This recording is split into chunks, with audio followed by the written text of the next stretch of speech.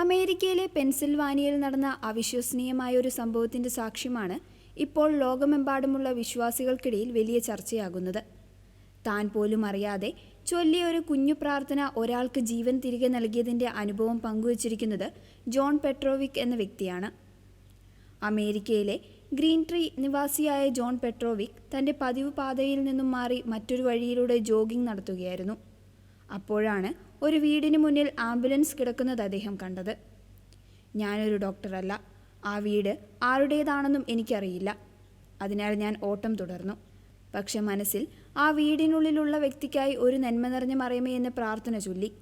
അതിനെക്കുറിച്ച് പിന്നീട് ഞാൻ ചിന്തിച്ചതേയില്ല എന്നും ജോൺ പറയുന്നു. തൊട്ടടുത്ത ആഴ്ച അതേ വഴിയിലൂടെ വീണ്ടും ഓടുകയായിരുന്നു ജോൺ. പെട്ടെന്നൊരു സ്ത്രീ ഓടി വന്ന് അദ്ദേഹത്തിൻ്റെ ശ്രദ്ധ തിരിക്കുകയും നിങ്ങൾ എൻ്റെ ജീവൻ രക്ഷിച്ചു എന്ന് വികാരാധീനയായി പറയുകയും ചെയ്തു. ആദ്യം പരിഭ്രമിച്ച ജോൺ തനിക്ക് ആ സ്ത്രീയെ അറിയില്ല എന്നും എങ്ങനെയാണ് താൻ ജീവൻ രക്ഷിച്ചതെന്നും ചോദിച്ചു. അപ്പോൾ അവർ നൽകിയ മറുപടി ജോണിനെ അക്ഷരാർത്ഥത്തിൽ ഞെട്ടിച്ചു കളഞ്ഞു. കഴിഞ്ഞ ആഴ്ച എന്നെ ആംബുലൻസിൽ ആശുപത്രിയിലേക്ക് കൊണ്ടുപോകുമ്പോൾ ഞാൻ മരിക്കുകയാണെന്ന് എനിക്ക് ഉറപ്പായിരുന്നു. അപ്പോൾ യേശു എനിക്ക് പ്രത്യക്ഷപ്പെട്ടു. അവിടുന്ന് തൻ്റെ കൈപ്പത്തി എനിക്ക് നേരെ നീട്ടി. യേശുവിൻ്റെ ഉള്ളം കൈയിൽ നിങ്ങളുടെ മുഖം ഞാൻ കണ്ടു.